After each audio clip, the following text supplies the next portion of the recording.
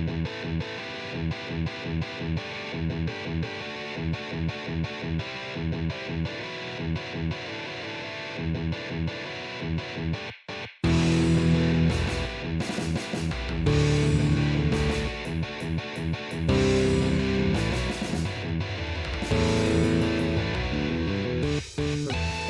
et bienvenue à Board Game Duel, le podcast de jeux de société où deux jeux vont s'affronter dans un duel sans merci. Je suis votre hôte Vince et je suis avec... You, mon party. C'est Ouais. nos Sweet 16, là. Je pensais que t'allais me faire un party surprise puis me traiter comme une princesse. Là, je suis complètement... Quoi? C'est le 16e épisode! Ouais, mais tu sais que maintenant, en 2022, les princesses... En tout cas, on a dépassé ce stade-là.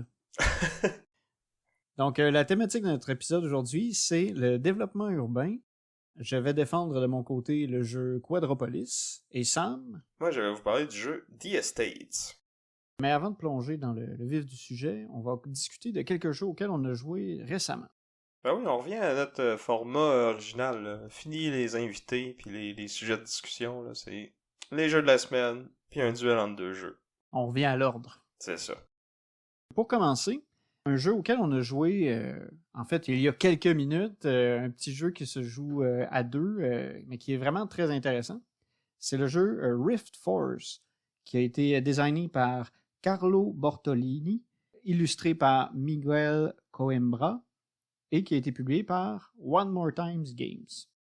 Puis distribué par Capstone. C'est cette version-là qu'on a, nous. Donc, Rift Force, c'est un jeu qui se joue exclusivement à deux joueurs, où chaque joueur est en fait un invocateur d'élémentaux, et chacune des armées d'élémentaux vont s'affronter pour savoir qui va contrôler le territoire. Ouais, c'est un petit jeu style souk à la corde, là. On va avoir 5 lieux pour lesquels on va s'affronter.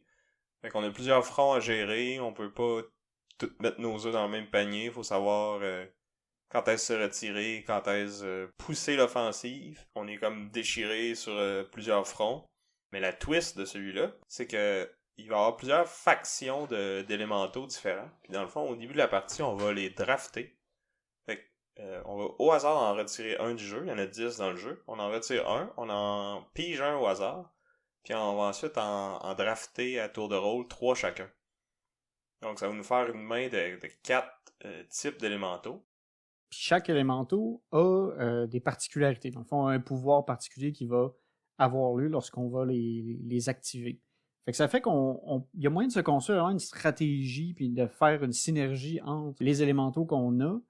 C'est ça. Puis chaque élémental vient aussi avec son deck de cartes. Là. Fait que dans le fond, on va mélanger 4 couleurs de cartes, si on veut, qui sont les 4 couleurs des élémentaux. Tous les decks sont pareils. Dans le fond, il va y avoir 2, 7, 3, 6, puis 4, 5 de chacune de nos couleurs d'élémentaux. Au début de la partie, on va piger une main de 7 cartes. Puis à notre tour, on a 3 options. Soit qu'on joue les nouvelles cartes, on peut en jouer jusqu'à 3, mais ça doit être 3 cartes qui sont soit de la même couleur ou du même chiffre. Puis on peut les jouer soit toutes sur le même front ou sur 3 fronts qui sont adjacents. Ça, c'est la première option. La deuxième option, c'est d'activer des élémentaux qui ont déjà été placés au préalable. Donc pour ça, on doit défausser une carte de notre main. Puis, encore une fois, on va en activer jusqu'à 3 qui vont matcher la carte qu'on a défaussée, soit par la couleur ou soit par le chiffre encore. Fait que ça arrive souvent où on arrive dans une situation où on peut peut-être pas nécessairement activer 3 cartes, fait que là, il faut décider. Est-ce qu'on y va pour l'élément? Est-ce qu'on y va pour le chiffre? Qu'est-ce qui va nous avantager le plus? Puis est-ce que ça vaut la peine d'en activer juste 1, 2, versus attendre d'être capable d'en activer 3?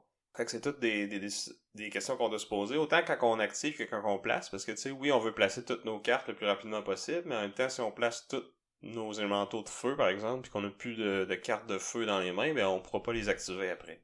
Exactement. Puis c'est aussi important d'occuper la plupart des fronts, parce que si à un moment donné dans la partie on rafraîchit notre main... C'est ça, c'est la troisième option qu'on peut faire à notre tour, en fait, c'est repiger les cartes jusqu'à 7.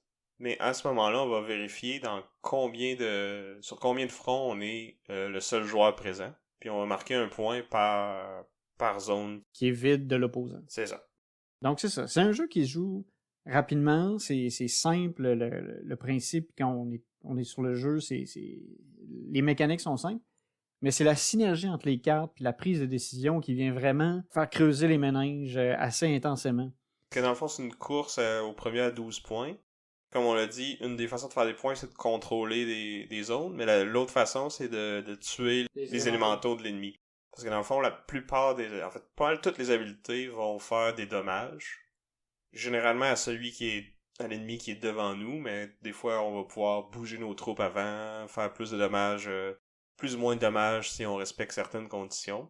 Il y a vraiment moyen d'aligner nos choses pour que on ait un super gros tour tant que toutes les conditions sont respectées. Fait que c'est une balance justement entre essayer de placer des troupes le plus rapidement possible, les activer au bon moment, puis essayer de contrer essayer de deviner qu'est-ce que l'adversaire veut faire, essayer de le contrer, puis surtout essayer de cacher nos plans pour pas que l'adversaire vienne les contrer.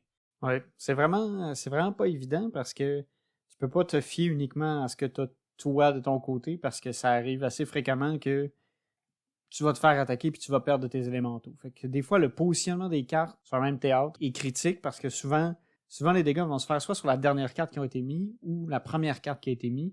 Fait qu'en fonction de ça, il y a aussi façon de protéger certaines cartes qui sont plus clés dans ton théâtre. Mais c'est beaucoup de challenge finalement pour un jeu qui est vraiment facile à jouer. Ouais, c'est ça. On revient à ce qu'on a discuté au dernier épisode. C'est un jeu qui est facile à apprendre, mais quand même difficile à maîtriser.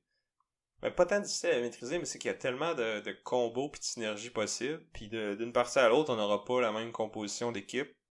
Fait qu'on va être capable de découvrir En fait, on va avoir à découvrir des nouveaux combos si on veut aller chercher la victoire. C'est un jeu que j'ai découvert récemment, là. Ça faisait un petit bout que j'en avais entendu parler. Il y a eu un peu de buzz quand il est sorti à l'automne dernier. Puis j'ai finalement mis la main sur une copie, puis ça fait une semaine que j'ai commencé à y jouer, puis là, je veux jouer avec tout le monde, je veux le montrer à tout le monde. Je trippe vraiment beaucoup sur ce jeu-là. Là. Ça faisait longtemps que j'étais pas autant tombé en amour avec un jeu aussi rapidement. Là. Je suis bien content que j'ai pas eu à affronter ce jeu-là dans notre épisode de jeu à deux.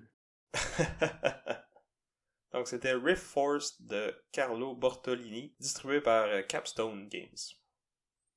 Un autre jeu auquel on a joué il y a pas si longtemps, c'était une première partie pour tous les deux. C'était le jeu Imperium de Contention du designer Gary Dworetzky et publié par Contention Games.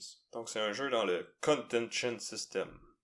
Tu sais, le fameux Contention System. Tout le monde connaît ça, right? Ben oui, ils ont fait une compagnie qui s'appelle Contention Games en l'honneur de ce style-là. Blague à part, c'est quand même... je pense qu'ils ont quelques jeux dans cette lignée-là, mais c'est pas quelque chose que je connaissais beaucoup. Mais ça m'a été recommandé par des amis qui m'ont dit « Ah, ça devrait vraiment être dans tes cordes, ce jeu-là. Tu devrais l'essayer. » Je dois dire qu'il avait quand même raison. Fait que c'est quel genre de jeu? Ça se veut un 4X en moins d'une heure.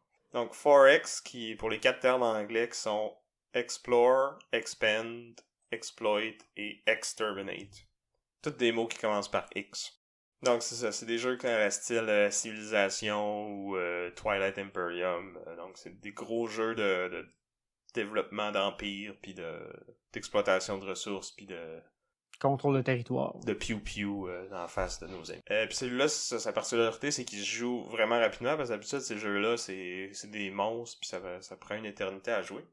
Donc c'est un système qui est quand même assez simplifié. Dans le fond, le plateau, c'est en fait des cartes qu'on va mettre sur la table qui représentent les différentes planètes qu'on peut aller coloniser. Puis il y a une planète dans le milieu qui est comme la capitale, là, qui vaut beaucoup de points, puis qui est comme prisée de tous les joueurs. Puis qui est plus dur à les conquérir aussi en début de partie parce qu'elle a des défenses. C'est ça. Puis dans le fond, un tour de jeu, comment ça fonctionne, c'est que la première chose qu'on va faire, c'est bouger nos vaisseaux. Donc, chacun des vaisseaux va avoir des stats de mouvement. Là, ils vont pouvoir bouger de 1 à 3 cases adjacentes. Là. Donc, une case, je veux dire une carte, en fait. Là. Donc, c'est ça. Puis la carte est quand même pas très grosse. Dans notre cas, c'était une carte 5 par 5 en termes de planètes. C'est ça, parce qu'on a joué à 3. Puis dans le fond, la grosseur du plateau va dépendre du nombre de joueurs. Là. Le jeu peut se jouer de 2 à 6. Ou même 1 à 6 si vous avez la version Kickstarter. Ce qui n'est pas mon cas. Donc c'est ça. À ton tour, tu bouges tes vaisseaux. Après ça, tu peux faire une action de commande, je crois que ça s'appelle. Mais bref, c'est une petite action. Au début de la partie, s'il n'y en a rien qu'une de possible, c'est de coloniser un monde qui est adjacent à un de nos autres mondes, puis qui contient pas d'ennemis.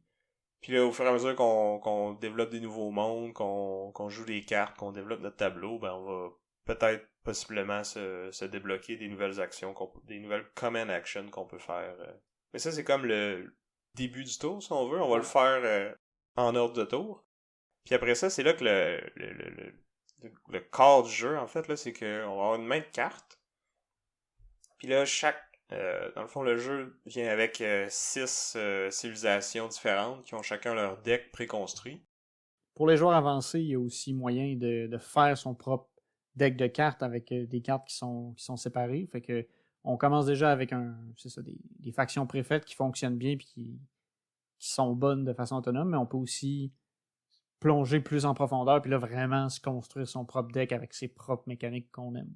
C'est ça. Puis là, à quoi que servent ces cartes-là, c'est que justement, après que tout le monde ait fait ses mouvements puis sa common action, on va secrètement choisir une carte, la mettre face cachée, puis là, on les révèle tout en même temps, puis on va faire leurs actions.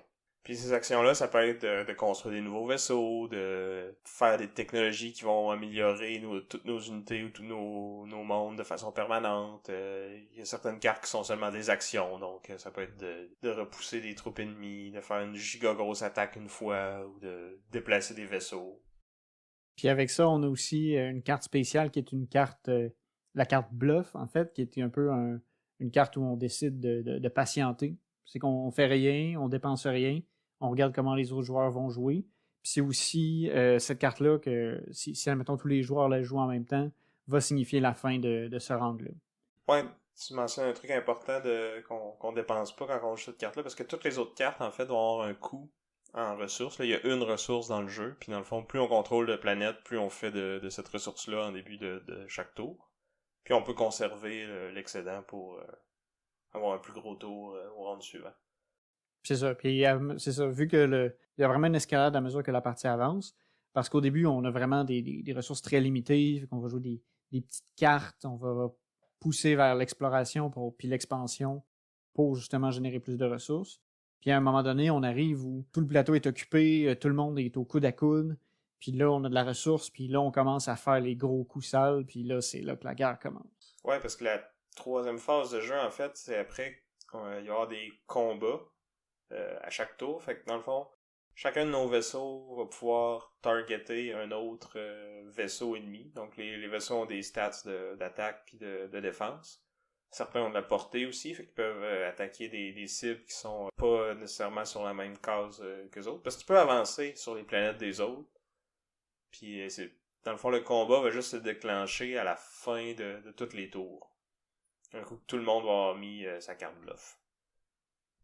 C'est vraiment la dernière phase de jeu, puis c'est là où on peut on peut attaquer les vaisseaux ennemis, mais on peut aussi attaquer les planètes ennemies pour pouvoir les recoloniser une fois qu'on a anéanti la population locale. Ouais, c'est pas super éthique, on va dire, mais bon, hein, il faut ce qu'il faut si on veut contrôler l'Imperium.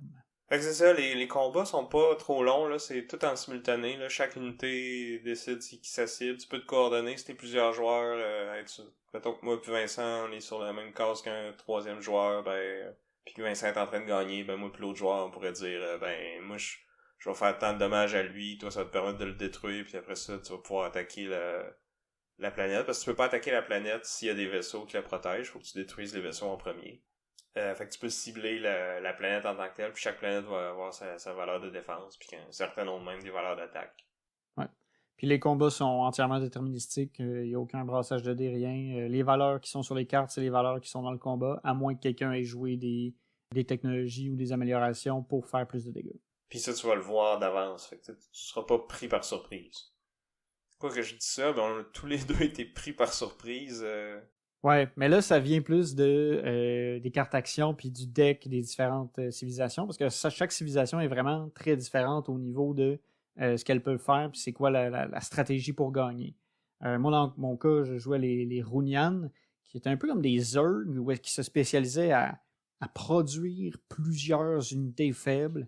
Puis l'idée, c'est vraiment d'être en surnombre par rapport aux opposants pour pouvoir progresser puis gagner. Ouais, parce que même s'ils sont faibles, si moi j'ai une grosse unité qui fait beaucoup de dégâts, je peux quand même juste cibler un de tes petits vaisseaux poches. Fait que j'en ai comme 5 autres qui me tapent sa gueule puis que je peux rien faire pour.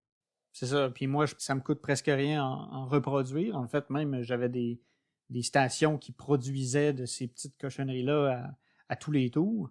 Fait qu'au final, je pouvais les utiliser comme chair à canon, puis sans me préoccuper trop des perles.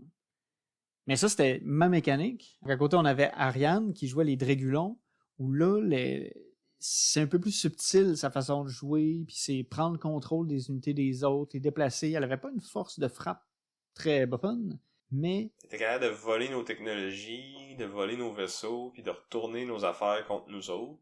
Puis là, au final, il y a 2 façons de gagner. Soit qu'on atteint un certain nombre de points, parce que tu marques des points quand tu détruis les colonies des autres, ou quand tu contrôles la planète, ou pour certaines technologies. Ou la deuxième façon, c'est de placer tous tes tokens de contrôle de colonie, dans le fond. Fait que si tu contrôles une bonne fraction du board, à la fin du tour, ben tu peux gagner de cette façon-là aussi. Fait qu'il faut un peu que tu regardes justement, puis toutes ces informations-là sont ouvertes.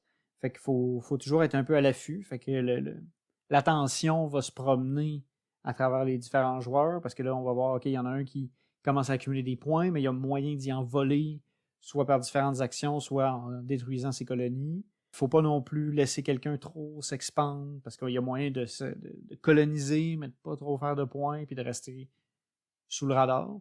Mais le point, c'est qu'on reste jamais sous le radar parce que tout le monde regarde tout le monde. Ouais. Puis c'est ça, niveau se jouer en 1 heure, pas certain. Là. Eux, ils disent 20 minutes par joueur. Peut-être si t'as joué vraiment beaucoup puis que t'es super quick dans tes décisions. Là. Nous, ça a été plus Ouais. Ben, 2 heures, 2 heures et demie, mettons, avec l'explication. Ouais, mais c'est ça. Il y avait l'explication, il y avait le fait que c'est notre première partie. Mais c'est vrai que faut peut-être être rodé pour descendre le temps de jeu vraiment à ce niveau-là. Mais c'est quand même beaucoup plus rapide qu'un Twilight Imperium ou un Eclipse, que là, ça va être des 3, 4, 5 heures même. Ouais, on a pu le mettre en place un soir bien tranquille, bien normal, puis on est venu à bout du jeu sans problème. Et on a parlé un peu au début qu'il y a moyen de personnaliser son deck un peu. Je sais pas à quel point je suis fan de ça. Tu sais, c'est sûr que si c'est ton seul jeu ou un de tes seuls jeux que tu joues vraiment souvent, ça va valoir la peine de le faire, mais moi, c'est la grosseur de collection que j'ai, puis au nombre de fois que je vais peut-être jouer dans une année, je pense pas que je vais me rendre au point que je vais vouloir prendre le temps de faire ça, tu sais. Ouais, mais en même temps, ça dépend aussi, là, tu sais... Je connais des joueurs de Magic, là, au final, presque 75% du fun qu'ils ont, c'est de construire leur deck, de regarder toutes les cartes qu'ils ont, puis de se dire, OK, qu'est-ce que je peux faire avec ça, puis qu'au final, c'est encore plus là qu'ils vont trouver leur fun. Ouais, puis pour ça, c'est le fun, parce que ça, c'est un système qui est fermé, t'es pas obligé de tout le temps acheter des nouvelles cartes pis tout ça, puis il y a quand même une bonne variété, là. Je pense qu'il y a au-dessus de 400 cartes différentes. Les factions ont l'air quand même assez asymétriques. Là. On a essayé juste 3 des 6, mais ils étaient toutes quand même les 3 assez différents. Mais tu sais, même juste jouer ces decks-là, je pense qu'il y a du fun à avoir. T'es pas obligé de te badrer avec le tweakage de deck et tout ça. Mais si vous aimez ce genre de jeu-là, tu sais, comme tu disais, les Magic ou les autres LCG, là, les Marvel Champions ou Arkham Horror, ce genre de trucs-là, ben, il y a moyen de faire ça aussi. Puis, tu sais, si vous avez un groupe qui joue souvent ce jeu-là puis qui embarque là-dedans, c'est vrai que ça peut être une bonne option, mais je pense pas que ça va être une option pour moi. Donc, c'était Imperium de Contention. Par Gary Dworetzky. Maintenant, si on passe d'un côté un peu plus lourd, on va dire, on a aussi joué récemment à Legacies, un jeu Kickstarter de 2021. Ben, il était Kickstarter en 2021. Mais ouais, c'est ça que je voulais dire. C'est que c'est un jeu de 2021 qui vient d'arriver au backer récemment. Un jeu qui a été designé par Jason Brooks et qui a été publié par Brooks Pun Games. Ouais, dans le fond, c'est son premier design, puis il a créé la compagnie pour s'auto-publier. Fait que Legacies, c'est un jeu... J'ai de la misère à décrire c'est quoi. J'ai eu envie... Je me disais, c'est peut-être un euro, mais en même temps, c'est aussi un gestion de main. On a beaucoup d'actions, c'est un peu une salade de points aussi. Ouais. Ben, c'est définitivement un euro, là. C'est de la gestion de plusieurs ressources, de notre main de carte, puis d'optimiser nos actions Dans le fond, le thème, c'est qu'on est comme une riche famille qui essaie de comme faire perdurer l'image d'une famille au fil des générations. Fait qu'on va jouer... la partie, ça se joue sur 3 siècles et 6 générations. Puis on commence au 20e siècle, puis on finit dans le futur, dans le fond. Fait qu'on va avoir différentes factions qui représentent comme différentes sphères de la société mondaine, si on veut. Ouais, ben c'est différentes familles qui ont de l'influence dans différentes industries. C'est ça, tu sais, toi, tu joues un philosophe, moi j'ai joué une autre partie, le Transport Baron, une espèce de magnat des transports, là. Il y a aussi des criminels, il y a des scientifiques, il y a des artistes. Des gendarmes aussi, tu sais, il y a des gens plus militaires. Ouais, c'est ça. Fait que bref, on a chacun une famille, mais toutes les familles qui sont pas jouées sont comme en jeu aussi, parce qu'une bonne partie du jeu, c'est d'aller faire des relations entre les différentes familles. Fait qu'on a différentes factions qui, au début de la partie, vont être amies, puis d'autres qui vont être plus rivales. Puis là, dépendamment de si on est rival ou ami avec une famille, ça va un peu dicter le coût des actions pour interagir avec cette famille-là. Peut-être un peu réticent, dans le fond, si ta famille veut décider de faire des interactions avec une autre famille pour laquelle il y a pas trop d'atomes crochus, puis limite la rivalité, ben ça te coûte un peu de célébrité. Parce que tout le monde sait que vous vous aimez pas, puis c'est un peu louche, genre, que vous interagissiez ensemble. Puis à l'inverse, les familles qui sont tes amis, ben, tu dois avoir un rabais sur le coût que tu dois payer pour faire une relation avec eux. Puis pourquoi tu veux faire des relations avec eux, c'est que chaque famille a comme sa piste de bonus, si on veut. Puis quand on fait une relation avec eux, on va gagner un bonus. Puis là, au fur et à mesure que le jeu va avancer, comme le temps passe, les relations entre les familles se détériorent. Puis comme pour symboliser ça, notre petit marqueur de relation va descendre sur cette piste-là. Mais au moins, à chaque fois qu'il descend, ben on va... Ben, en fait, pas à chaque fois, mais à certains moments du round, on va gagner les bonus pour lesquels où il est rendu. La plupart des familles, ça va être des meilleurs bonus au début, puis des plus petits bonus à la fin, mais il y a certaines pistes que c'est l'inverse. Fait que le timing de quand on bouge, comment qu'on bouge, si les autres viennent faire des relations avec cette famille-là aussi, on peut se faire bumper puis descendre plus rapidement qu'on pensait.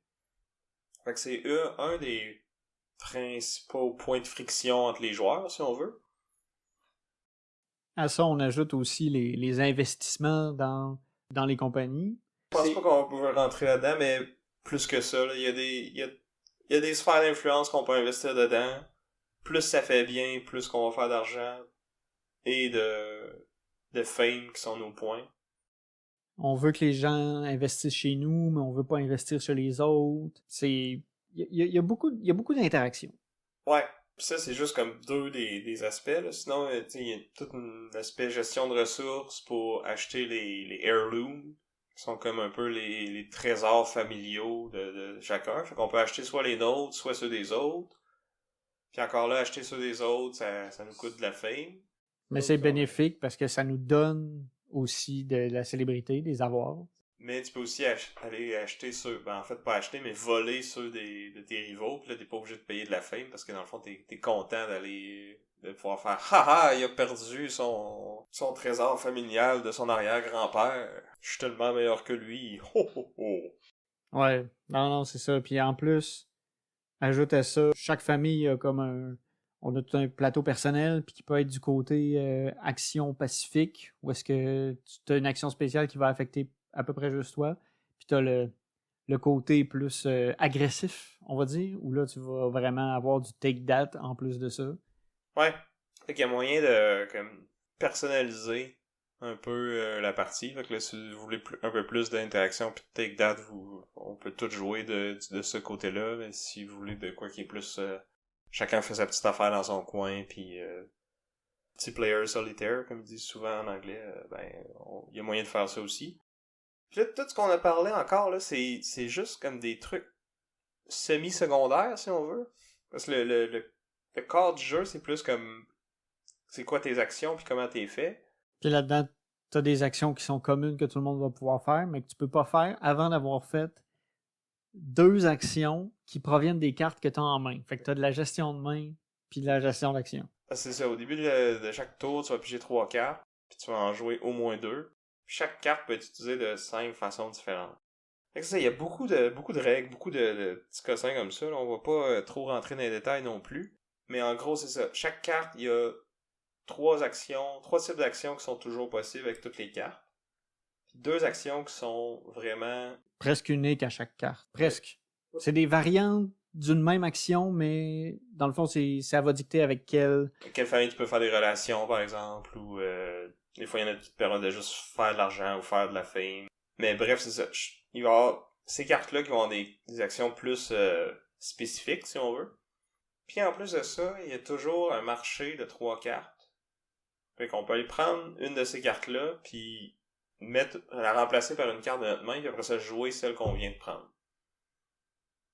Fait que oui, les cartes restreignent un peu qu'est-ce qu'on peut faire, mais en même temps, on a quand même beaucoup d'options. Parce qu'on a 3 cartes dans les mains au début du round, puis il y en a 3 autres sur la table qui vont possiblement changer pendant le round, mais en tout cas, il y a des options. Puis, comme tu disais, il va aussi avoir des tuiles d'action, si on veut, qui sont un peu comme des worker spots d'un worker placement. Une fois que quelqu'un va avoir fait cette action-là, personne d'autre peut la faire. Mais cette action-là va être effectuée par tout le monde, mais celui qui l'a choisi va avoir un bonus en l'effectuant. C'est ça. Puis là, il y en a 2 là-dedans qui sont obligatoires puis qui doivent absolument avoir été faites pour que le round puisse finir. Puis il y en a 5 autres que c'est... Il faut qu'il y en ait un certain nombre qui ont été faites, mais dès que ce nombre-là, plus les 2 obligatoires ont été faites, le round s'arrête immédiatement. Fait qu'il y a cet aspect-là aussi de tempo qui est important. Est-ce qu'on veut pousser pour que le round finisse le plus vite possible, ou est-ce qu'on veut... On a une bonne main de cartes, puis on a beaucoup de ressources en ce moment, fait qu'on aimerait mieux que ça s'étire. Tous ces aspects-là qu'il faut essayer de gérer puis optimiser, fait que ça fait vraiment beaucoup à penser. Là. Le jeu a un weight de 4.04 sur 5 sur Board Game Geek. Je pense que c'est quand même mérité. Ouais. C'est costaud. Ouais, ça a été quelque chose. Là. Moi, en plus, j'ai joué contre 2 personnes qui avaient déjà joué. Ça a été beaucoup à prendre d'un coup. J'hésite encore à donner une opinion finale sur le jeu parce que je m'étais lamentablement écrasé au niveau des points. C'était pathétique. Mais je pense que ça vient aussi du fait que c'est la première fois que j'avais joué contre des gens qui avaient déjà joué plus. Mais c'est la complexité, puis d'identifier vraiment qu'est-ce qui vaut le plus de la peine d'être fait, à quel moment, c'est quand même demandant. J'ai aimé mon expérience malgré le mais je te trouve plus posé puis mitigé que qu'est-ce que tu disais tout de suite après la partie, en tout cas. Ouais, j'essaie de remettre en relief le fait que c'était ma première game, mais j'ai eu mal. J'ai été, juste pour dire, là, vous autres, vous aviez comme 200 quelques points, moi j'étais à 150. Ouais. Puis vous autres, c'était comme 250 et plus. J'avais comme 100 points de retard, là, c'était catastrophique. Mais, tu sais, c'est ça. Ce que j'aimais pas, c'était que j'avais l'impression d'être limité par les cartes quand je voulais faire des actions. Tu sais, il y a plein de fois où je me disais, là, j'aimerais ça investir à telle place, admettons. Ou faire une alliance avec telle famille. Puis même avec les cartes que j'avais dans la main, puis les 3 cartes qui étaient dans le marché, je trouvais pas mon compte. Ça m'est arrivé quelques fois. Il y a aussi une autre mécanique qu'on n'a pas parlé, parce que le jeu commence à être intense un peu. Mais il y a aussi une thématique d'héritiers qui sont des pouvoirs. Il y en a qui sont vraiment forts. Puis il y en a qui c'est tout simplement des malus incroyables. Mais qui te donnent un bonus dans ta fondation. Qui est dans le fond... Qui va se convertir en points à la fin de la partie. Puis qui détermine l'ordre du tour aussi. Si t'es le premier, c'est toi qui es le premier à jouer. Fait que t'as plus de contrôle sur le tempo de la partie. Parce que même si t'es le premier joueur, si c'est toi qui fais la dernière action qui met fin au round, ben t'enlèves des actions aux autres. Ouais. Ils ont une petite compensation, mais je pense que c'est quand même vraiment moins bon que de faire une action. Ouais. Fait que c'est ça, c'est du... qu'est-ce qui est le mieux entre ça pis ça? C'est pas évident. C'est en jouant que tu l'essayes pis là, finalement, voilà 2 tours, j'aurais dû faire autre chose. Parce que je suis pogné. C'est ça. Puis tu sais, t'as plein de directions dans lesquelles tu peux aller. T'es quand même un peu restreint dans ces directions-là, dans un sens, à cause des cartes. Là, encore une fois, là, c'est peut-être moi qui est un peu aigri par ma défaite spectaculaire. C'est un gros morceau. Là. C'est pas un jeu c'est pas facile à prendre en main. C'est pas simple à jouer, là. Pour gamers avertis. Donc, Mais j'aime aussi que, tu sais, il va y avoir des objectifs qui vont scorer des points à la fin de chaque siècle, puis à la fin de puis à la fin de la partie, en fait. Au fur et à mesure que la partie avance, on va ajouter de plus en plus de ces objectifs-là. Fait que là, au début, on en a 2, on sait un peu vers quoi qu'il faut s'enligner. Puis là, plus les tours avancent, plus on a une meilleure idée de qu'est-ce qui va faire des points. Fait qu'on peut poursuivre ces objectifs-là. Puis en fin de partie, il n'y en a pas des nouveaux. Fait que tu sais, on a quand même au moins 2 ou 3 rondes pour te préparer à la fin de la partie. C'est ça.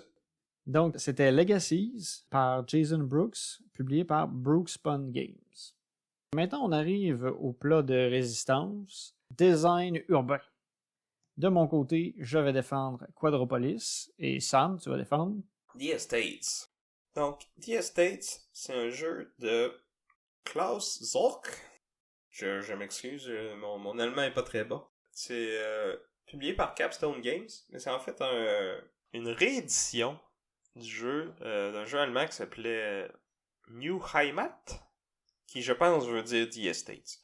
Les joueurs en fait incarnent des conseillers municipaux assez corrompus, merci. Pour lequel le vrai souci, c'est pas tant est-ce que le travail va être terminé, mais plus est-ce qu'on va être payé. Puis à quel point qu'on va s'enrichir avec ça.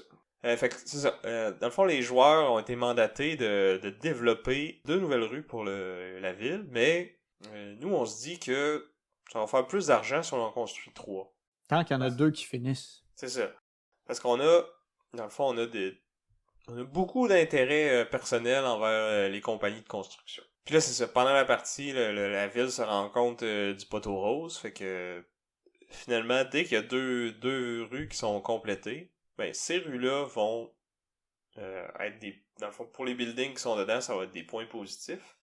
Puis les rues qui sont pas complètes à la fin de la partie, ben ça va être des points négatifs. Puis je dis les rues parce que ça peut arriver qu'il y en ait plus qu'une qui est pas complète. Ça peut arriver que finalement, il n'y ait aucune rue qui se complète, puis ils vont toutes scorer négativement. Mais il y a moyen de gagner pareil. C'est juste celui qui va avoir fait le moins pire qui va gagner.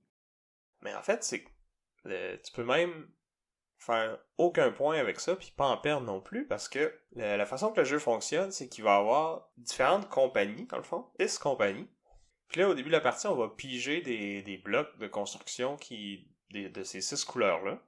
Puis on va faire une espèce de marché, là, il va y avoir toujours 6 de ces blocs-là qui vont être disponibles, puis on voit le marché au complet. Fait qu'on sait que quand on en prend un, c'est quoi que ça débloque, puis etc. Puis la twist, c'est que si, mettons, à mon tour, je peux mettre un morceau aux enchères. Fait que là, je prends un morceau rouge, par exemple, puis je le mets aux enchères. Puis là, chaque joueur peut une fois faire une mise dessus. Fait que si Vincent est le joueur suivant dans l'ordre du tour à moi, ben il va dire, ben moi, je peux mise 2 pour ce bloc-là. Là, un autre joueur peut dire 3. Puis un quatrième joueur va dire 5. Puis là, ça revient à moi. Puis là, moi, j'ai le choix soit de payer le joueur ou la joueuse qui a fait la plus haute mise, puis de moi-même placer ce bloc-là dans la ville, ou je demande à ce joueur-là de me payer, et c'est lui ou elle qui va placer ce cube-là.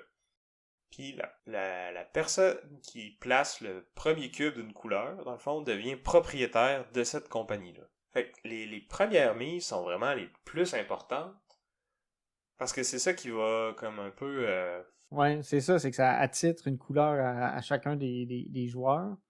Fait que là, ça va influencer toute la suite parce qu'on va soit essayer de faire en sorte que telle ou telle compagnie ne pourra pas finir sa rue, ou on va pouvoir placer ces cubes-là de façon à forcer quelqu'un à nous aider à fermer notre propre rue. C'est ça.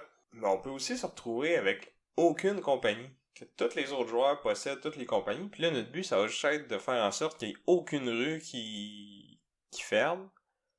Puis que tous les autres joueurs aient des points négatifs. Puis que nous, on gagne à 0, dans le fond. Mais en fait, c'est pas juste ça. On peut aussi gagner dans le positif parce que, à notre tour, avant de mettre quelque chose aux enchères, on peut faire du détournement de fonds.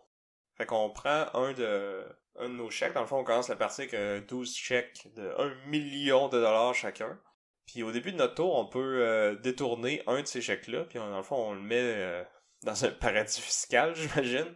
Fait qu'il devient intouchable, puis on est sûr de le garder, puis ça nous fait des points. C'est ça, c'est 1 point à la fin de la partie pour chacun des chèques qu'on a fait ça. Mais le jeu, c'est vraiment une économie fermée. Là. Au début de la partie, chaque joueur commence avec 12, puis il n'y en aura jamais plus qui vont entrer dans le système. Là, parce que quand on met quelque chose aux enchères, ça finit toujours par un joueur qui en paye un autre. Tout le monde s'échange les billets qu'il y a au départ. Fait qu'à chaque fois que quelqu'un va détourner des fonds, c'est de l'argent en moins dans tout le système. C'est ça, on va acheter les différents cubes, les placer, on peut aller voler les buildings des autres, parce que si, mettons, c'est un building bleu qui est posé sur la table, ben je peux aller mettre un cube d'une valeur moindre par-dessus. Puis là, si je mets un vert par-dessus un bleu, ben là, c'est maintenant le vert qui possède le building, puis le building, il vaut le nombre de points qui est sur chacun des cubes qui est dessus. Fait que même si c'est comme 5 cubes bleus puis un vert par-dessus, ben ça va être le vert qui va faire vraiment beaucoup de points. Puis il y a moyen justement d'empêcher que quelqu'un remette des cubes par-dessus en mettant un toit. Ça empêche quiconque de grandir ce building-là. Fait qu'on met fin un peu à la construction de ce building-là en rajoutant un toit qui va aussi rajouter des points de valeur à ce building-là. C'est aussi c'est un prérequis pour terminer une rue. Une rue, normalement, se complète si les 4 buildings qui sont dessus ont un toit. C'est ça. Puis dès qu'il y a 2 rues qui sont complètes, la partie arrête. Sauf que là, il y a aussi moyen, on peut mettre des cubes aux enchères, mais on peut aussi mettre des barrières aux enchères. Ouais, puis c'est là que le fun commence vraiment, je trouve. Parce que ces barrières-là peuvent être utilisées soit pour rallonger ou raccourcir une rue de 1, 2 ou 3 espaces. Puis on peut les stacker si on veut. Fait que les 3 pourraient jouer sur la même rue, fait qu'il faudrait qu'elle fasse 10 de long pour être complétée. Bonne chance. Puis on a aussi d'autres pièces spéciales, si on veut, là. On a une espèce de cancel, dans le fond, qui va annuler une des barrières qui a été jouée. Tant que c'est possible si mettons la rue avait été allongée, ben on peut pas la raccourcir s'il y a déjà un building qui est à côté dessus. Puis on a le maire. Ça, c'est quand même très drôle, les thématiques, je trouve. C'est comme, on invite le maire à venir comme inaugurer notre rue. Fait que là, c'est comme plein de fanfares, c'est prestigieux. Fait que cette rue-là va compter x2 pour son nombre de points. Mais qu'elle soit positive ou négative, parce que si elle est positive, le maire est content, il nous donne des éloges, on fait plein de points. Mais si la rue est pas complétée, le maire est vraiment piste contre nous, puis là, nos points négatifs sont multipliés par 2. Fait que ça finit que le jeu peut être vraiment sauvage, parce que tu sais, on commence, c'est soft, on va se voler des cubes, oui, mais là, quand on commence à rajouter les barrières, on rajoute le maire, là, on commence à vraiment se faire se taper dessus mutuellement. On peut forcer un joueur à envoyer ses cubes dans une rue qui a aucune chance de fermer pour s'assurer qu'il fasse des points négatifs. Fait que, oui, c'est super interactif. Encore une fois, très simple à prendre en main. Là, on a expliqué pas mal toutes les règles maintenant. Beaucoup de stratégie, beaucoup d'interaction entre les joueurs. Son gros défaut, je dirais, c'est que quand tu le montres à des nouveaux joueurs, c'est quand même tough parce que tes premières mises vont être tes plus importantes. Puis c'est là que tu as le moins d'informations puis tu connais moins bien le jeu. Fait que c'est chaotique avec si tu as plus d'expérience puis que tu joues avec des gens expérimentés, ça peut être chaotique le début de partie. Ouais, puis tu sais il peut avoir des dégelés là, puis tu peux passer la dernière moitié de la game à savoir que tu gagneras pas, puis là t'es comme dans une situation où que bon ben qui que je vais faire gagner, tu sais. Ceci étant dit, le jeu est super rapide à jouer, là, ça prend à peu près 45 minutes une partie. Puis même dans le livre de règles, il suggère de jouer 2 ou 3 parties de suite, puis de faire le total des points pour déterminer le gagnant. Ouais, parce que ça va vite. Le côté interactivité, je pense que c'est ça que j'aime le plus de ce jeu-là. Là. On est tout le temps en train de se crier après, de se dire ben là, pourquoi t'as rallongé ça? Tu me nuis à moi et à lui, puis là tu essaies de faire un peu des alliances avec les autres, dire ah non mais regarde, mets ce cube-là en vente, puis on va le mettre là. Fait comme ça, lui, il pourra pas finir sa rue, puis ça devient sauvage. Là. En fait, c'est comme de la politique municipale, en fait. Puis c'est ça, le jeu se joue officiellement de 2 à 5. Moi, je pense qu'il va être plus à son mieux, mettons, de 3 à 5. Prends 4 ou 5, vraiment idéal. Mais à 3, c'est très bon, puis ça joue bien, c'est rapide. Mais à 4 ou 5, je pense que c'est là qu'il va briller le plus. Puis c'est cool parce que t'as comme un débalancement, justement, quand t'es 4 ou 5. Mais tu sais, il y a 6 compagnies, là. Fait que tu peux pas diviser ça égal à tout le monde, là. Fait qu'il y a quelqu'un qui va être perçu comme étant plus fort que d'autres. Fait que là, ça va forcer un peu les alliances pis les interactions. Fait que c'est cool pour ça. Ouais, c'est ça. Puis comme on l'a dit, il y a l'option aussi vraiment fouteur de trouble de prendre aucune compagnie. Puis ça... Ah ouais, j'ai vu des gens gagner comme ça, là. Moi, ça me fait vraiment rire, là. C'est vraiment super cynique comme thème. Tu sais, on parle de développement urbain, mais là, c'est comme des élus corrompus dans la construction, là. C'est triste, mais c'est drôle, là. Ouais, tu dis c'est pas loin de la... Ça se rapproche de la réalité.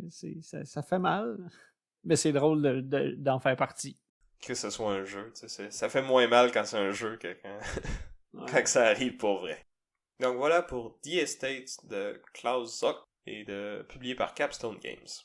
Donc de mon côté, je vais défendre le jeu Quadropolis, qui a été designé par François Gandon et publié par Days of Wonder. Donc, dans Quadropolis, au lieu de devoir vraiment faire le développement d'une seule rue, on va développer des quartiers d'une ville. Donc, on est tous des responsables d'aménagement urbain. On va avoir à choisir différents bâtiments et les disposer dans nos quartiers de façon à ce que le quartier soit le plus équilibré, on va dire. Parce qu'on va gérer des habitations, on va gérer des musées, on va gérer des magasins, on va gérer des usines, des ports. Puis, l'agencement de toutes ces tuiles-là sur notre plateau personnel va déterminer les points qu'on fait. Entre autres, puis il y a des tuiles qui vont produire des habitants, entre autres les habitations vont produire des habitants, mais pour pouvoir être fonctionnel, il faut les fournir en énergie. Il faut avoir des usines.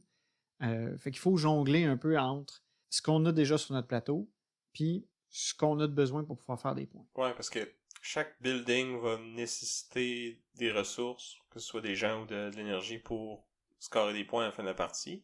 Il y en a qui en produisent, mais tu veux pas comme juste en prendre plein qui produisent, parce que toutes les ressources que t'as en surplus, ça va être des points négatifs en fin de partie. Parce que ça nous fait des itinérants ou de la pollution. Puis là, ça fait que notre quartier est moins beau. Fait qu'il faut essayer de jouer avec ça puis de vraiment équilibrer tout ça. Ce qui est intéressant aussi, c'est comment fonctionne le choix des tuiles. Donc, chacun a son plateau personnel qui va avoir des quartiers qui vont être identifiés par différents numéros. Puis on va avoir le marché de tuiles, où là, les tuiles vont être agencées de façon aléatoire sur un quadrillé. Donc, pour aller chercher ces tuiles-là, selon si on joue au mode expert ou au mode normal, je vais commencer par parler du mode normal, on va tout avoir une liste, dans le fond, une série de 4 architectes qui sont en fait des flèches, qui vont nous dire, qui vont avoir les chiffres 1, 2, 3, 4, qu'on va placer sur les côtés du plateau de choix de tuiles. Puis le chiffre qui est écrit sur notre architecte, c'est le numéro de la tuile qu'on va aller chercher dans le quadrillé. Mettons, je prends mon architecte numéro 3, je le mets vis-à-vis une ligne du quadrillage, je vais aller chercher la 3e tuile qu'il faut que je place dans mon quartier près d'un numéro 3. Ouais, dans le fond, chaque quartier va avoir un numéro. Fait que j'ai un quartier 1, un 2, un 3, un 4. Dans mon quartier 1, je vais avoir différents emplacements qui vont être 1, 2, 3, 4 aussi. Donc, si je joue avec un 1, je peux jouer n'importe où dans mon quartier 1 ou dans l'emplacement 1 de mes autres quartiers. C'est ça. Fait qu'on a cette contrainte-là aussi au niveau de comment on va agencer notre plateau personnel. Quand on va aller chercher une tuile aussi, on va bloquer la ligne et la colonne dans lequel on va avoir pris, duquel provient la tuile qu'on va avoir récupérée. Fait qu'il y a moyen de limiter les actions des autres. Parce qu'on peut vraiment bloquer, c'est ça, certaines tuiles aux joueurs suivants. Fait que le tour va se passer comme ça. Chacun va placer son architecte, va aller chercher sa tuile, bloquer une ligne, une colonne, puis on va tourner comme ça, puis on va devoir construire notre petite ville. Puis c'est ça, au début du tour, on a l'impression qu'on a toutes les options possibles, ça va bien, il y a beaucoup de tuiles dans le milieu, on a tous nos architectes. Mais rapidement, on peut se tirer dans le pied puis arriver à notre 3e puis notre 4e tour dans le round qu'on a plus de bonnes options, voire plus d'options pantoute.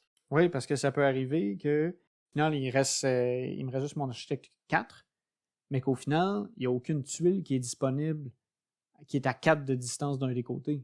Fait que là, Parce qu'en plus, quand que je place un architecte à côté d'une colonne, ben, il n'y a plus personne d'autre qui peut aller se placer à cet endroit-là non plus. On peut aller se placer en face, mais un coup que ça c'est fait, ben, cette colonne-là, faut y aller par les rangées, puis avoir le bon nombre pour pouvoir aller piger dedans, tu sais.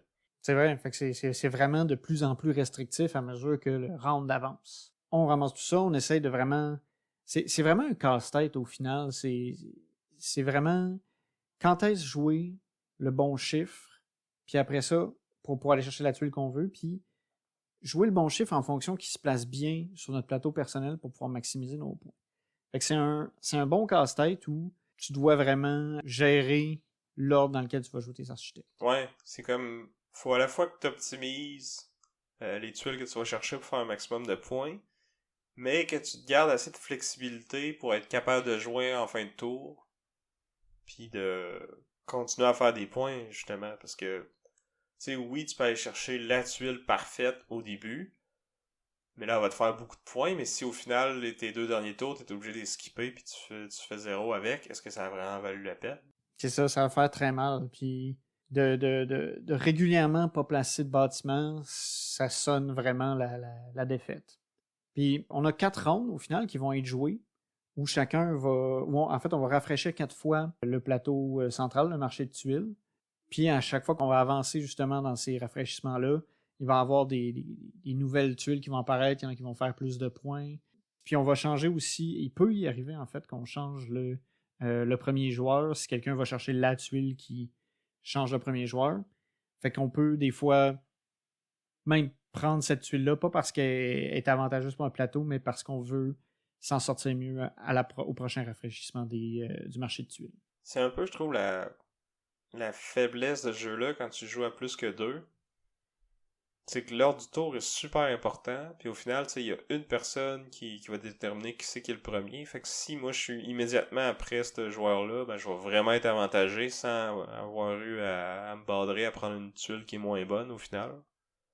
Versus si je suis immédiatement avant cette personne-là, ben là, je suis un peu mal pris, puis c'est pas de ma faute, tu sais. C'est vrai. Mais des fois, c'est ça. Faut aller chercher notre tuile du premier joueur. Mais aussi, même si on joue avec un nombre plus restreint de joueurs, on peut avoir l'impression qu'on a peut-être plus... C'est plus facile de se placer et d'aller chercher les tuiles qu'on veut, mais il n'y a pas non plus toutes les tuiles qui sont disponibles. Il va y avoir plusieurs tuiles qui vont être face cachée, qui vont être juste pas accessibles. Fait qu'on a ça aussi qui mime un peu le fait qu'on va être plus restreint aussi en fin de partie. On a le mode de jeu de base où c'est ça, tout le monde a ses 4 architectes qui sont 1, 2, 3, 4, puis on joue ensemble. On a une sélection de 6 types de bâtiments différents, puis il va y avoir 4 rondes. Mais on peut jouer une autre variante du jeu, qui est le mode expert, où on va avoir 2 catégories de bâtiments différents qui vont s'ajouter, puis qui vont avoir des effets différents pour pouvoir faire des points.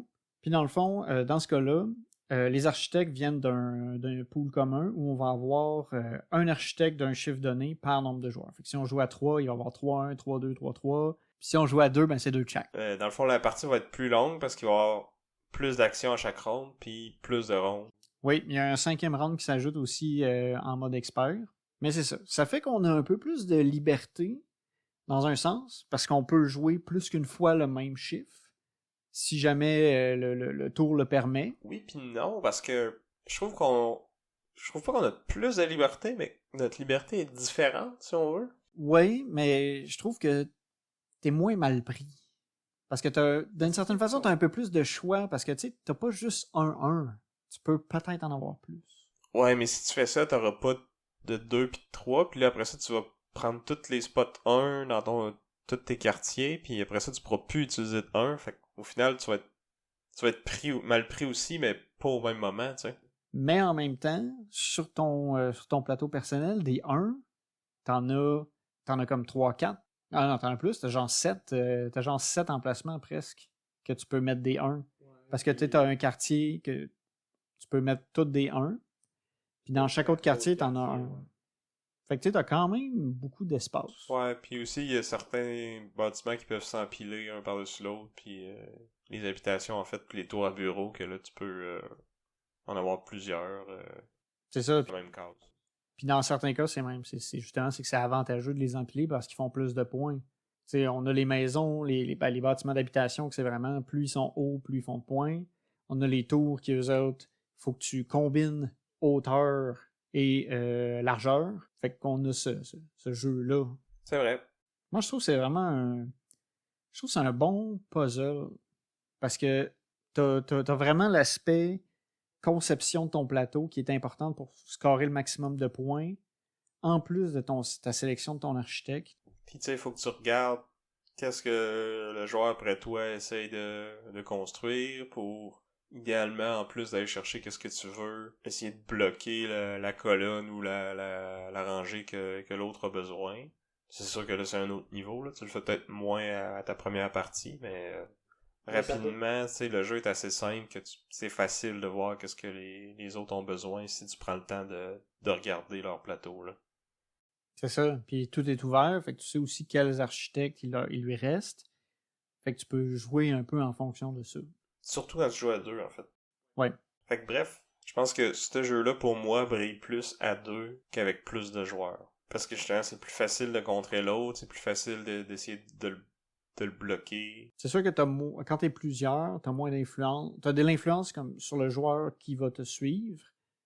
Mais sur les autres, c'est un peu plus... là, t'as aucun contrôle. À part de dire au prochain, hey, va là pour y bloquer ça, tu sais. Ouais. Non, c'est ça. Rendu là... Mais c'est ça. Je trouve que c'est bien. Quand on a joué, j'avais bien aimé ta description de jeu dans le sens où c'est quasiment un 2 en 1. Quand on parlait après la partie, on a discuté un peu de ça. Puis justement, c'est que vu qu'on a le mode expert puis le mode normal, qui change quand même pas mal la dynamique du choix des tuiles, puis au final qui change aussi les bâtiments qui sont disponibles. On a vraiment deux expériences différentes. Ouais, puis tu sais, oui, il s'appelle débutant puis expert ou normal puis avancé. Là. Je sais pas trop c'est quoi le nom officiel dans le jeu, mais au final, ils sont pas vraiment plus compliqués un que l'autre. Tu sais, oui, il y a un peu plus de bâtiments, puis chaque bâtiment a sa petite façon de scorer, mais d'en rajouter deux de plus, ça rajoute pas vraiment de complexité. Là. À mon avis, si vous êtes capable de jouer à un, vous êtes capable de jouer à l'autre. Mais, comme tu dis, c'est deux expériences qui sont vraiment différentes, qui ont des restrictions sur comment tu choisis qui sont différentes. Fait que moi, j'aime ça juste alterner entre les deux. T'sais. Une partie, je vais jouer expert, l'autre partie, je vais jouer débutant, puis j'ai autant de fun avec les deux, je trouve. Ouais. Non, c'est ça, je trouvais ça que c'est limite prétentieux de dire que c'est un mode expert parce qu'au final, c'est pas non plus. C'est ça. La dynamique reste. Les règles du jeu restent pareilles. C'est juste que. C'est un peu plus long. C'est peut-être pour ça que. Ouais, il y a un round de plus. Ouais, ben, puis il y a une action de plus il y a un tour de plus par round. Ouais. Fait que c'est quand même significativement plus long, là. 25% plus long, exactement. Ouais. En termes de nombre d'actions. Mais si personne n'a la paralysie de l'analyse, d'habitude, ça roule quand même vite. Oui, ça c'est vrai. Mais c'est quand même le genre de jeu qui peut avoir de la paralysie de l'analyse. Surtout si tu joues à deux, justement. Parce que là, tu veux bloquer l'autre. Puis là, tu dis, ah, si je vais là, il aura pas le choix, il va aller là. Fait que là, moi, mon prochain tour, je vais pouvoir faire ça. Fait que là, finalement, ça marche pas. Fait que là, tu repars du début. Ouais, ben là, c'est ça. Là, t'as peut-être un peu plus l'aspect interaction parce que là, de bloquer ton adversaire, ça devient une stratégie importante à avoir en tête. C'est sûr que là, à deux, ça ajoute cette dynamique-là qu'on n'a pas à plus de joueurs parce qu'on a peu d'impact sur le deuxième joueur après nous. C'est ça, pis c'est un jeu qui est quand même assez versatile parce que justement, c'est un thème qui est invitant, le fun, qui est familial. Puis tu sais, les règles sont simples, fait que c'est facile de jouer juste en calinours, tout le monde fait sa petite affaire. Comme c'est possible de se casser la tête, de vraiment optimiser, puis d'être aussi coupe-gorge que tu veux l'être avec l'autre. Là. Ouais, c'est sûr que tu sais, le niveau de coupe-gorgisme, j'allais dire, est pas non plus extrême. Là. C'est pas The Estate où est-ce que tu pourrais perdre tes amis. Mais ben à deux, je trouve que c'est quasiment aussi pire. Mettons que tu veux vraiment une tuile, tu peux t'arranger pour à chaque tour la bloquer à l'autre. Ou tu veux vraiment pas que l'autre l'aille. Tu sais, quand on a joué à deux, au dernier round, au final... Ouais, t'avais été chercher les tours à bureau parce que... Pas parce qu'il te faisait des points, juste pour toi t'empêcher d'en faire. Puis tu sais, au final, c'est ce qui m'a permis d'être resté juste un petit peu au-dessus de toi puis de gagner la partie. Ouais. Ouais, non, c'est vrai. C'est vrai que ça... C'est à deux, un peu plus. Mais en même temps, tu sais, c'est pas un jeu où est-ce que t'as du ressentiment beaucoup, parce que, tu sais, c'est... Ouais, c'est pas autant dans ta face, mettons, que de voler le building de l'autre dans The Estates ou d'attaquer une armée avec une autre armée dans Imperium de Contention, mettons, là. C'est ça, tu sais, c'est plus bon enfant. Donc voilà pour Quadropolis de François Gandon. Si on veut comparer les jeux face à face, je pense que niveau prix matériel, ça s'équivaut pas mal. C'est deux super belles productions, super beau matériel dans les deux cas. Là. The Estates, les cubes sont beaux, le jeu il paraît bien, là. L'argent c'est des gros chèques. Puis c'est cool parce que sur chaque chèque c'est comme les noms qui sont écrits dessus, c'est comme des gros backers pendant leur socio-financement. Petite touche personnelle. Fait que c'est le fun pour ça. Puis Quadropolis aussi, là, c'est des belles tuiles avec du carton épais. Le insert est vraiment bien fait, là. Chaque round va avoir ses tuiles qui sont associées, puis tout ça va avoir sa place dans la boîte. C'est un bel insert. Chapeau. Au niveau du style, c'est ça. Les deux, ça se ressemble aussi, là. Peut-être que Quadropolis a l'air un peu plus enfantin, un peu plus cartoony. The Estate, il a l'air un peu plus... Il fait cartoon aussi, mais plus sérieux, on va dire. Ouais. Télétoon la nuit. Ouais, c'est ça. Plus dessin animé pour adultes. Côté rejouabilité, j'ai envie de dire que c'est ça. Dans le cas de Quadropolis, on a un petit avantage, dans le sens où on a 2 jeux dans un, à peu près. Tu sais, ça, c'est le fun, parce que tu peux leur sortir avec du monde, puis leur faire vivre le même jeu, mais leur faire vivre une petite expérience différente. The Estates, t'as des chances d'avoir perdu les amis avec lesquels tu vas avoir joué la première fois, fait que t'as un peu moins de rejouabilité. Mais, moi, je trouve que The Estates a plus de variété entre les parties. La façon que ça va s'enligner versus Quadropolis, tu sais, il n'y a pas 56 stratégies différentes. Tu vas placer tes ports dans une ligne, tu vas placer tes parcs à côté de tes habitations, puis tu sais, d'une fois à l'autre, ça va pas changer tant que ça. Oui, c'est vrai que, comme tu dis, il y a 2 modes de jeu, puis une chance, parce que, justement, tu sais, si tu y joues plusieurs fois, j'ai l'impression qu'au final, tu vas vite trouver c'est quoi ta stratégie optimale, puis ça va juste être de qui peut le mieux la faire cette fois-là, versus The Estates. Déjà, je trouve qu'il... Ben, officiellement, il peut jouer à plus de comptes que Quadropolis, là. C'est 2 à 5 versus 2 à 4, mais mettons qu'on laisse faire à 2, là, fait que 3 à 5, 2 à 4. Mais je trouve que l'expérience est plus différente à 3 versus à 4 versus à 5. Versus Quadropolis, que le 3-4 c'est pas la même chose. 2, comme on l'a dit, c'est un peu différent, un peu mieux, je trouve, même. Mais même dans un même player count, mettons qu'on joue à 5 à The Estate, si tout le monde a une compagnie, puis il y a une personne qui en a 2, versus une autre game, toi t'en as 4, une autre personne en a 1, puis 3 personnes en ont pas, on jouera pas la même game pantoute, là. Ouais, c'est vrai que là, les actions des joueurs vont vraiment changer l'évolution de la partie. Puis même qu'une partie avec un même nombre de joueurs, des parties différentes avec un même nombre de joueurs peuvent être vraiment totalement différentes à cause du fait que, justement, c'est pas tout le monde qui va avoir le même nombre de compagnies. Il y a plusieurs stratégies possibles. En fait, il y en a 2 principales, mettons, là, mais la façon que les joueurs s'allient entre eux autres aussi, vu qu'il y a plus d'interactions, il y a plus de variété. C'est sûr que le casse-tête reste un peu le même, puis il n'y a pas beaucoup de... Vu que les interactions entre les joueurs sont plus limitées. Mais ce qui est le fun, c'est le casse-tête, puis de un peu se débrouiller avec les pièces qu'on a. Ouais. Mais moi, en tout cas, je pense que j'irais quand même avec The Estates pour ce point-là. OK. Sinon, niveau accessibilité, par contre, je pense que là, Quadropolis, ça va plaire à peu près tout le monde. Je connais pas beaucoup de monde qui l'ont pas aimé. Versus The Estates, ça peut laisser un mauvais goût en bouche si c'est pas votre style de jeu. Ouais, c'est ça. Tu sais, déjà, ça dépend à quel point on aime les interactions, puis à quel point on tolère le fait de se faire scraper nos plans de façon vraiment volontaire et motivée. Ouais, c'est ça. Mais tu sais, ça reste un jeu, là. T'sais, toi et moi, on aime ça, mais c'est vrai que c'est pas pour tout le monde. Ouais, non. Fait que oui, Quadropolis, c'est ça. Je pense qu'aussi, tu sais, juste dans son esthétique, on le voit, là, tu sais, qu'il se veut un peu plus grand public. Ouais, ben Days of Wonder, c'est souvent ça, là. Ils font 1 ou 2 jeux par année, puis c'est vraiment des beaux jeux, des super belles productions, c'est des jeux qui sont bien travaillés, puis c'est ça, accessible à toute la famille, là.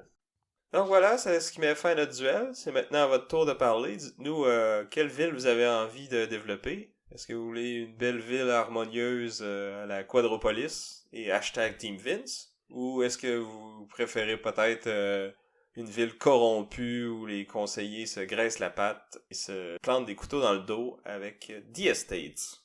Puis sinon, dites-nous de votre côté, quel autre jeu de développement urbain vous avez aimé jouer?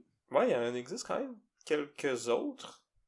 Fait que vous pouvez faire ça sur notre page Facebook, sur notre Instagram, sur notre Discord, par courriel à boardgameduel@gmail.com. Merci à Chrysalis pour notre chanson thème. Oui, merci à vous de nous écouter. N'oubliez pas de vous abonner sur nos différentes plateformes. Laissez-nous un review, même si le cœur vous en dit, sur votre plateforme de podcast préférée. Mais surtout, parlez-en à un ami si vous pensez que quelqu'un qui aime ça les jeux de société, qui écoute des podcasts. Partagez la bonne nouvelle. Donc, j'étais Vince. Oui, je suis encore Sam. Et on vous dit à la prochaine. Bye!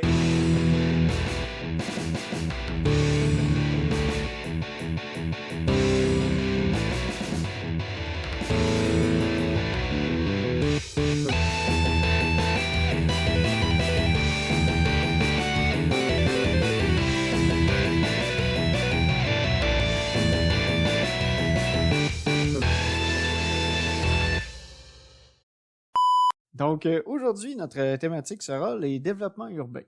De mon côté... Cibole. Une réimplémentation. Ouf. Une réimplémentation. Voyons. Réimplémentation. Un reboot. Si on joue à 5, il va y avoir 5-1, 5-2, 5-3. On peut juste jouer à 4. Fallait que je prenne 5, genre, parce que je m'étais dit, je vais dire 3.